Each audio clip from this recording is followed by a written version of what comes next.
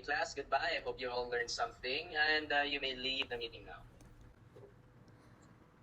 Okay, Miss Macy, are you still there? Yes, sir. What's this about po? Okay, so Miss Macy, I have been observing your performance kasi sa class, and napapansin ko lang, hindi ko alam actually kung may impress ako o hindi.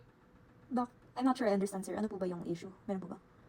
Kasi kung naalala mo, di ba yung last na 3 activities natin na ginawa natin this week, ikaw lagi yung unang nagpapasa. Eh, nagtataka ko ba't ang bilis mo? It's either meron kang pinagkukopyahan nagawa sa ng mga upper batch, or No, sir. Hindi po ako kumukopya sa upper batch. Wala nga po ako masyadong kaibigan sa upper batch eh. ba't parang napakabilis naman yun? Eh, kung di mo ako siguro yan, ako siguro kay paano 1 oras. No, sir. Ikaw napakabilis mo. Kapag po pinapost niyo yung mga activities, ginagawa ko lang po agad yun kasi ayoko po matambakan. Anyway, still pa rin, I don't think na unjust kung medyo kung isipin ko man na suspicious yung mga ginagawa mo. Well, I get that po. To be honest, I'm still using that tool na na-mention ko po before. Ayun ko na naman ngayon. So ginagamit mo na lang din pala, hindi mo na lang sinabi. Di ngayon, dinagay mo na nag-cheat pa ikaw. Hindi, sir. Hindi naman po ako nag-cheat. Hindi ko ginagamit yung pang sheet. Let me share my screen na lang po if pwede. I-demonstrate ko na lang po kung ano yung ginagawa ko. Kasi hindi ko po talaga ginagamit yung pang sheet. Sige, pakita mo sa akin kung paano.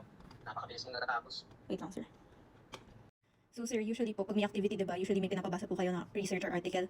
So, tapos gagawan po namin ng paper yon. And napansin ko po na sobrang tagal kapag binabasa pa namin. So, ang ginagawa ko po, pumunta po ako sa site na to, tapos ina-upload ko po yung article. For example, ito lang po siguro. Tapos, pinapasummarize ko po sa kanya.